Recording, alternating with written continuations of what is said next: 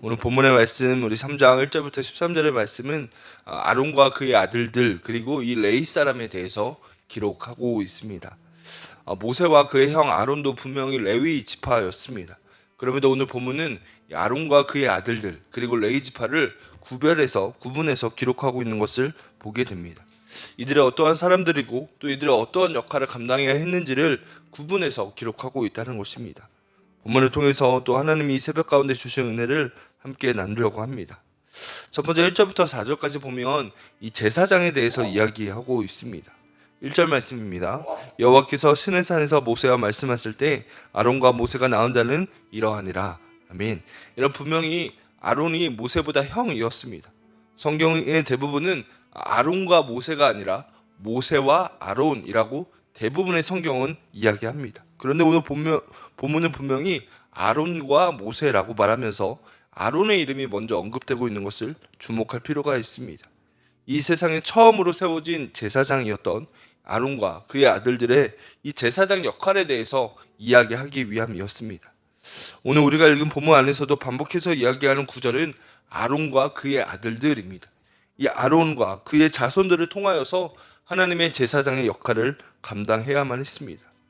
2절을 보면 아론의 아들들의 이름이 언급되고 있는데 주목해야 될 것은 이 아론의 아들들 4명의 이름이 다 언급되고 있다는 것입니다. 4절을 보면 이런 이야기가 있습니다. 나답과 아비후는 시내 광야에서 여호와 앞에 다른 불을 들이다가 여호와 앞에서 죽어 자식이 없었으며 엘르아살과 이다말이 그의 아버지 아론 앞에서 제사장 직분을 행하였더라. 아멘. 여러분, 제사장의 역할을 감당했던 것은 셋째와 넷째였던 엘르아살과 이다말이었습니다. 그런데 왜 2절에 이 4명의 이름이 다 기록되고 있는 것일까요? 나답과 아비후가 죽은 이야기는 레위기 10장에 나옵니다. 우리가 너무 잘 아는 이야기이지요. 성막 안에는 번제단이 있었습니다. 이 번제단의 불은 사람이 붙인 불이 아니라 하나님이 붙여주신 불이었습니다. 사막의 어떠한 태풍과 비바람 속에서도 이 불은 절대로 꺼트리면 안 됐습니다. 반드시 지켜내야만 했습니다. 왜냐하면 하나님이 붙여주신 불이었고 이 불로만 성막 안에서 이루어지는 모든 일을 해야 했기 때문입니다. 그런데 이 나답과 아비후가 하나님이 붙여주신 불이 아니라 다른 불로 제사를 드립니다. 그래서 하나님 앞에 죽임을 당하게 됩니다. 여러분, 우리의 질문은 이것입니다. 나답과 아비후, 이 첫째 아들과 둘째 아들이 이미 죽었는데 제사장의 역할을 감당한 것이 아닌데 왜 이 두 사람의 이름이 2절에 기록되고 있는가 하는 것입니다. 저는 3절에서 그것을 함께 발견하게 됩니다. 우리 3절은 같이 한번 읽어보겠습니다. 이는 아론의 아들들의 이름이며 그들은 기름 부음을 받고 거룩하게 구별되어 제사장 직분을 위임받은 제사장들이라. 아멘. 여러분, 제사장들은 기름 부음을 받는 시간이 필요했고 거룩하게 구별되어 그들에게 위임된 직분을 감당하는 사람들이었기 때문이라는 것입니다. 여러분, 사실 이 제사장은 세습직이었습니다. 여러분, 원래 이스라엘의 왕은 하나님이 처음에 세우실 때 왕은 세습직이 아니었습니다. 그런데 다윗 이후에 세습직으로 바뀌게 됩니다. 그리고 이스라엘의 선지자와 사사도 세습직이 아니었습니다. 생각해보면 하나님이 선지자를 부르시고 사사를 부르실 때 하나님이 세우신 사람이 세워졌지 세습직이 아니었다는 것입니다. 그러나 오직 제사장은 세습직이었습니다. 아론과 그의 자손들만이 제사장의 역할을 감당할 수 있었다는 것입니다. 아론의 지팡이에서만 싹이 나게 하셔서 다른 지파가 아니라 이 아론을 통하여서 택하신 아론의 족속을 통하여서 하나님께서 제사장의 직을 감당하게 하셨다는 것입니다. 그런데 그렇게 택함받은 자손 가문이었던 이 나답과 아비후도 죽임을 당했다는 것입니다. 아론의 가문이기만 하면 제사장이 그냥 되는 것이 아님을 말씀하고 계십니다. 아무리 내가 아론의 아들이고 자손이어도 그들에게는 기름 부으심이 필요하다는 것입니다. 거룩한 구별됨이 필요함을 이야기하고 있습니다. 왜냐하면 위임받아 직분을 감당하는 제사장이었기 때문입니다. 여러분, 제사장은 어떠한 사람입니까? 이스라엘 모든 죄를 끌어안고 하나님 앞에 나아가는 사람이었습니다. 성경은 성도로 살아가는 우리 모두를 제사장이라고 말씀하십니다. 베드로전서 2장에 보면 우리를 왕같은 제사장이라고 말씀하십니다. 성도이기에 우리는 예수님께로 주님을 모르는 사람들을 인도해야만 합니다. 그 거룩한 책임과 사명 가운데 우리는 제사장으로 살아갑니다. 여러분, 그래서 우리에게 필요한 것은 무엇입니까? 하나님의 기름 부으심, 성령의 충만함이라는 것입니다. 거룩하게 구별되는 삶이라는 것입니다. 성도가 되었다고 직분을 맡았다고 끝나는 것이 아니라 날마다 제사장, 왕 같은 제사장으로 살아가기 위해서는 우리 성령 하나님의 도우심이 반드시 필요하다는 것을 우리에게 이야기하고 있다는 것입니다. 여러분, 우리 안에 이 거룩을 갈망하는 은혜가 있게 되기를 간절히 축복합니다. 우리는 이 땅을 나그네로 살아가는 것이 아니라 성도로, 제사장으로 살아가고 있기 때문입니다. 이것을 기억할 때 날마다 성령 하나님을 구하며 하나님의 기름 부으심을 구하게 될 것이고, 거룩을 살아내는 은혜가 우리 안에 있게 될 줄로 믿습니다. 그 믿음이 우리 안에 있기를 간절히 축복합니다. 두 번째는 4절부터 이 레인에 대해서 이야기하고 있습니다. 6절을 보면 레인의 역할을 이렇게 이야기합니다. 6절 같이 읽어보겠습니다. 레위 지파는 나아가 제사장 아론 앞에 서서 그에게 시종하게 하라. 아멘. 여러분, 이 레인들은 제사장 앞에서 시종하는 사람들이었다라고 얘기합니다. 표준세 번역은 이것을 아론을 돕는 사람이라고 얘기합니다. 여러분, 우리가 1, 2장에서 보았던 것처럼 레위 지파는 계수에 들어가지 않았습니다. 때문에 3장과 4장은 레위 지파에 대한 이야기를 집중하여 다루고 있습니다. 7절과 8절을 보면 레위 지파가 했던 일이 무엇인지를 우리에게 알려줍니다. 제가 읽습니다. 그들의 회막 앞에서 아론의 직무와 온 회중의 직무를 위하여 회막에서 심무하되 곧 회막의 모든 기구를 맡아 지키며 이스라엘 자손의 직무를 위하여 성막에서 심무할지니 라고 얘기합니다. 여러분, 본문 7절과 8절을 보면 레인들이 했던 것들은 회막의 기구를 돌보고 성막에서 일을 하던 사람이었습니다. 그런데 제가 이 7절과 8절 말씀을 묵상하면서 두 가지 단어를 주목하게 되었습니다. 하나는 직무라는 단어이고 하나는 시무라는 단어입니다. 이들은 해야 할 직무가 있었고 시무해야 할 일이 있었다라는 것입니다. 히브리어 원문도 이 두 단어를 구분해서 이야기하고 있습니다. 여러분, 첫 번째 이들이 했던 직무는 무엇이냐면 직무는 보호하고 지키다라는 의미를 가지고 있습니다.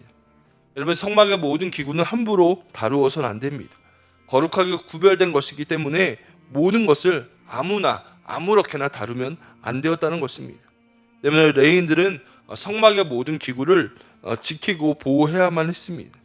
여러분, 이 단어에서, 이 직무하다라는 단어에서 파생된 단어가 바로 파수꾼이라는 단어입니다. 파수꾼을 세워 성을 지키고 보호하였듯이 이 거룩한 성막을 지키고 보호하는 것이 레인들이 해야 할 일이었다는 것입니다. 두 번째는 시무해야 했습니다. 7절 끝과 8절 끝에 보면 시무하다라는 단어가 나오는데 이 단어는 섬기다라는 뜻을 가진 아바드라는 단어입니다. 하나님께서 창세기 2장을 보면 아담에게 이렇게 말씀하십니다. 에덴 동산을 경작하여 지키게 하라라고 말입니다. 이때 경작하다라는 단어가 아바드입니다. 섬기다, 일하다라는 뜻입니다. 땀 흘려 애쓰는 수고와 온전히 세워가는 섬김의 일을 이야기하고 있다는 것입니다. 여러분, 레위 지파 사람들이 해야 하는 것은 일하는 것, 섬기는 것이었습니다. 성막의 곳곳의 섬김과 일을 위해 헌신되고 드려진 사람이었습니다. 9절 끝에 보면 아론에게 온전히 맡겨진 사람들이라고 얘기하는데 하나님 앞에 드려지고 헌신된 사람, 구별된 사람임을 이야기하고 있습니다. 성막을 지키고 보호하기에 수많은 애씀과 섬김의 수고가 필요한데 그 거룩한 일을 위해 헌신하는 일이 이 레인들이 해야 할 일이었다는 것입니다. 사랑하는 성도 여러분, 예배하는 우리가 레인과 같이 하나님께 헌신되어지고 드려진 믿음의 사람들이 되어지기를 간절히 축복합니다. 왜냐하면 이 땅에는 레인과 같은 사람들이 필요하기 때문입니다. 여러분, 성막을 지키고 보호하였던 레인, 성막에서 수많은 일을 했던 이 레인처럼 이 세상에는 레인과 같은 믿음의 사람이 필요합니다. 하나님 앞에 구별되고 드려진 헌신된 주의 사람들이 필요합니다. 왜냐하면 성막을 거룩하게 해야 하기 때문입니다. 여호수아에서 땅을 분배할 때에도 레위 지파는 땅을 분배받지 않고 각 지파에 나누어져 흩어져 살았던 이유도 이것입니다. 여러분, 우리를 하나님께서 부르신 이유도 이와 같습니다. 교회에서 맡겨진 직분과 사역의 자리가 있습니다. 우리에게 허락하신 가정이 있고 우리에게 허락된 직장과 섬기는 서 있는 자리가 있습니다. 여러분, 우리는 그곳에서 레인이 되어야 합니다. 허락하신 공동체가 거룩해지도록 그 섬김과 수고함으로 이 부르신 자리를 세워가야 될 역할을 우리가 해야 한다라는 것입니다.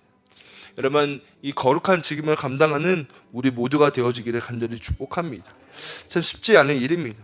죄로 가득한 세상에서 이 거룩을 지키는 파수꾼이 되는 일, 아무도 알아주지 않아도 섬기는 자리에 있는 일 쉽지는 않습니다. 하지만 이 땅에는 레위인들이 여전히 필요하다는 것입니다. 레위인을 통하여 하나님은 일하실 것이기 때문입니다.